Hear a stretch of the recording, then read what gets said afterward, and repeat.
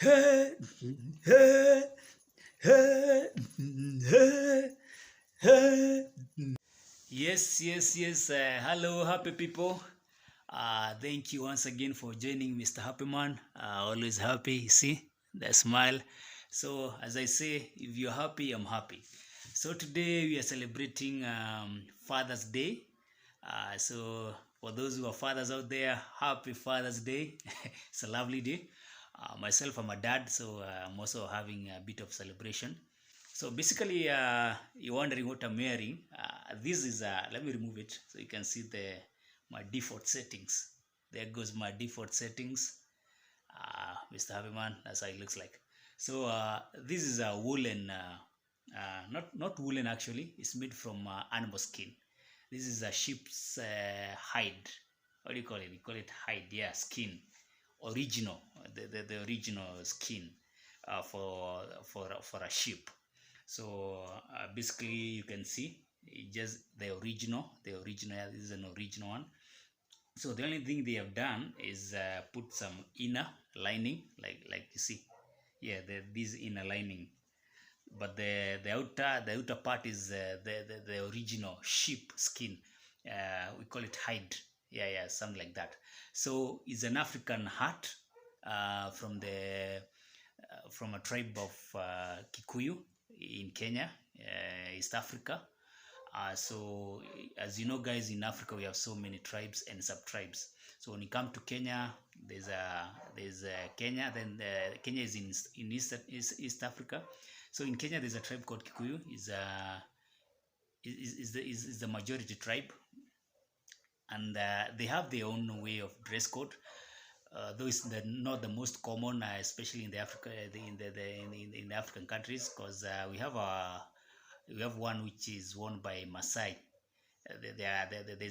There's a tribe called Maasai, and theirs is the most common because they really adore their costumes, or rather their African wear. So Maasais, they wear their shukas. We call them, okay, they wrap them around the shukas. I'll post a picture here of how it looks like. I'm sure most of you have seen how the Maasais look like in East Africa. Even in Tanzania, you have Maasais, and Kenya, you have Maasais. In Kenya, they are located mostly in Kajiado, Narok, Samburu.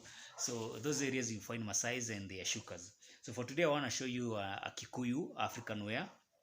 So there's this hat, which is an original from the sheep skin, and then there's this. You see this one? This top is brown in color. That's the color of the Kikuyus. So both women and men used to wear this color, because this was the color of the hide and skin of the of a cow. So if you see those brown cows, so the brown cows, they have that the color of the skin is this brown. So that's why they adapted the color brown. So for this one is modern. It's a bit modern because you can see it's made from a certain design. Uh, Looking good. Some beads here, nice, lovely. The guy who did this did a good job. I'm loving this African wear. So this is the original one was the skin of a cow, the hide of a cow.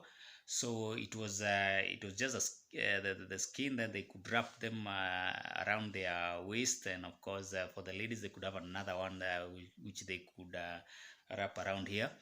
So this was the main dress code for the Kikuyu people in the ancient times. So it has been adapted. So nowadays, guys can since they don't wear the skins, they wear in a kitenge form. So the design is modern, but the color remains the same. Even some of the beads like these beads were used also in the traditional. I can show you one of the bead. Yeah. So some of these beads were used in those yesteryears. So what I'm saying is that now, as you can see, I'm in full attire.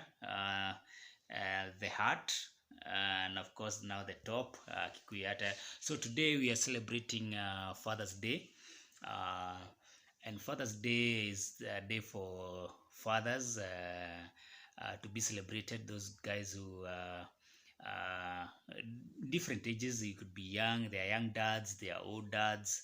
So there are those who are mzes, the old ones. We celebrate them for the great work they've done. They brought us up, taking care of us up to this point where now we are also now becoming dads. And maybe if I can touch a little bit about the issue of being a dad, it's not a simple thing, because it comes with the responsibility. But for me, I see it as a blessing, because the very minute you're called a dad, that means you're being blessed with a kid or kids. So it's always a good thing, and it's a responsibility that we cannot afford to shun or run away from. It's a responsibility that has been bestowed upon us, that we take care of our families. So being a dad means a lot, especially in an African setup, because a dad is seen as a father figure, is seen as a pillar, like the way you build a house and there are those pillars. So a dad in an African setup is seen as a pillar, whereby he's supposed to take care, not just for the take care of the family, but also to take care of the community. You have that responsibility. There's a call coming in. There's a minute. Yeah, guys, sorry about that. There was a call coming in. So I was explaining about being a dad in an African country. So the way we were brought up, a father figure, you're not only a dad or a father in your own home. Your father, you're supposed to be a father to the whole community, the community around you, the village that you're living in. So this is how it used to be in an African setup. If I am a dad, I have my own kids here. But if I get out of this house or this homestead and I move to another area, uh, basically in the same locality, the kids who are neighbors or different homes, I am a father figure to them too. This is to me that if I find them doing something not contrary to what is right, or rather something that is not right or correct, I have that responsibility to correct them. That means even beating them or punishing them. That's an African way of doing things. So I'm supposed to be a father to them. If I find them they are hungry, I have a responsibility to feed them, to give them something, bit something small to eat. You understand? So that what means that when I am a dad, I'm a dad to the whole community. It's a responsibility that I have to take care of the place I'm living in. I have a responsibility to take care of the community that I'm living in. So that's how it used to be in the African setup. But things have changed quite a bit. So what is happening nowadays? Things have changed. It's not like it used to be in the yesteryears. So due to modernization, years have gone and things have really changed. So right now, people don't really touch other people's children. So even if you find them misbehaving, you cannot dare punish them, because now it will be a whole different issue. We are living in different times, so some of these we have really abandoned doing, and we are doing things differently. So like in the African setup, people used to even to eat together a lot. They used to have eating together as a family, as a community. Though we are doing that nowadays, but it's not as used to be in the past. So there's a lot of modernization that has happened in the African countries. But today being Father's Day, we are appreciating all the fathers out there. There are people who are celebrating their dad in different ways. The common way in an African way is slaughtering a goat. A goat is very significant in Africa. So in all the occasions that we do, whether it's a dowry payment, visiting parents, or all these occasions, a goat is a must have. So slaughtering a goat is a must in an African, in a Kikuyu, let me say in the Kikuyu community. That's one of the most common things. So there is the goat, and then there is an African beer. There's a Kikuyu traditional beer. It's called Muratina. So that's what is commonly you find in all the functions of Kikuyu people. So you find that they have slaughtered a goat, and of course you find they have that traditional beer called Muratina.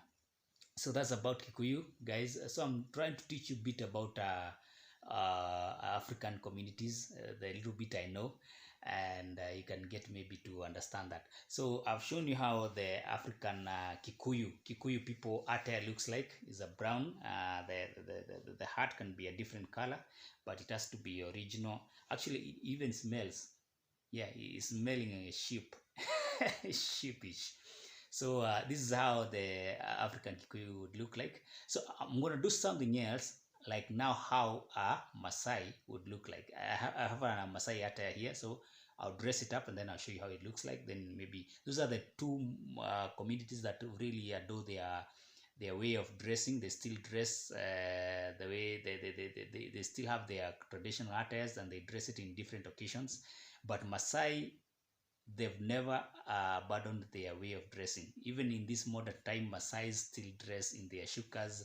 They carry their rungus and those decors. I'll show you because I'm dressing that right away. Guys, let's see how they look like.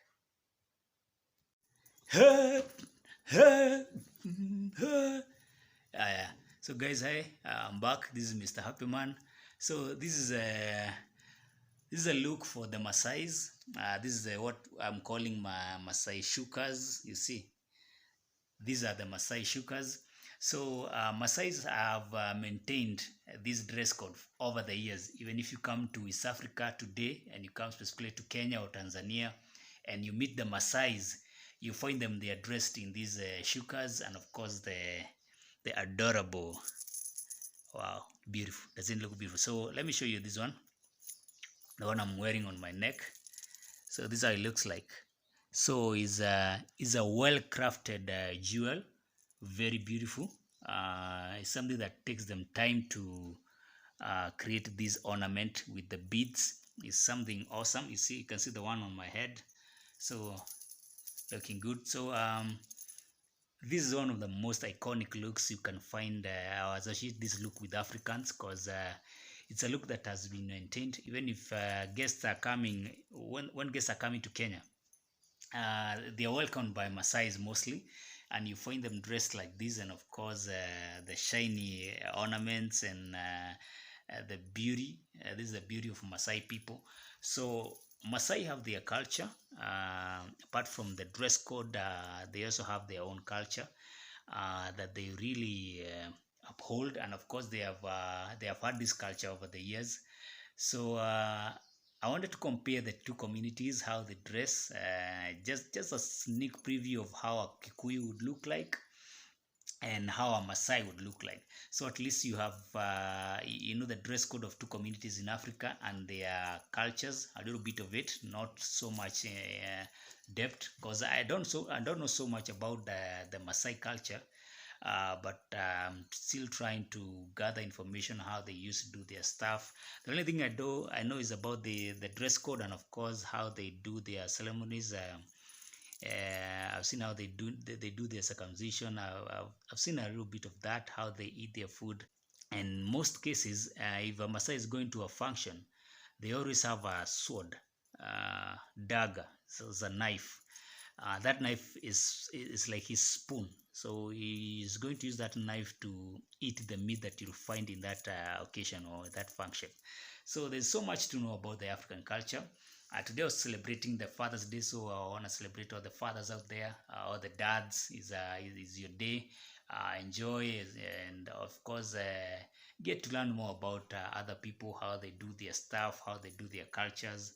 At least I'm a Kikuyu, and I feel good wearing the Maasai's attire, the shukas, and of course the shiny ornaments.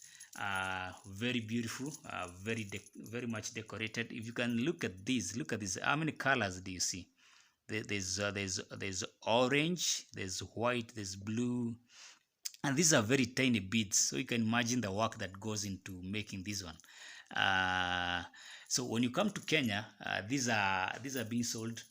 There's a market called Masai Market. You find these and many more. Even outside the country, there are people doing curious shops actually, and they have so many stuff that resonates with an African culture. So if you visit any of the curio shop and you ask for something that symbolizes a Maasai, or shows that this is a Maasai or belongs to the Maasai community, you get something like this. something very beautiful, very nice. So guys, this is Mr. Happy Man, and if you some of my fans, if you get to visit Kenya, please contact me. I'll take you around the communities. I'll take you where we can buy this kind of stuff. I'll tell you more about the communities we have in this country. I'm a good guide, actually, very good guide. I can take you places and I can teach you one or two things. But most importantly, as we celebrate Father's Day, I want to thank you guys, the subscribers I have so far. I started the other day with I think I had 10 subscribers. Then I was in the village called Nyabohanse, the village of YouTubers, and I managed to get to 50, then to 100. When I was living in Nyabohanse, I had 100 subscribers, all the way from 50. That was a great mileage. Then when I came here in Nairobi, I've been able now to gather. I'm at 170. Heading to 200, so road to 500 and road to 1k. So I'm hoping I'm going to get to 1k subscribers. So guys, if you can get this video, like the video. If it's possible, you can share, you can tell a friend that Mr. Happy Man is doing great stuff. So I'll be doing more and more great stuff on this channel. So guys, I'm happy that you're watching this video. I'm happy that you're supporting Mr. Happy Man. So kudos, cheers. This is a Masai, Mr. Happy Man Masai. Yeah, you can call me Mr. Happy Man Masai today, because today I'm donning the look. Yeah, that's what I'm talking about. So guys, thank you and happy Father's Day. And also celebrate all the mothers out there. Even if it's not Mother's Day, I still celebrate you. All moms out there, cheers. Happy Man, love you. We love you so much. So guys, cheers. Till the next video, I love you guys. Happy Man out.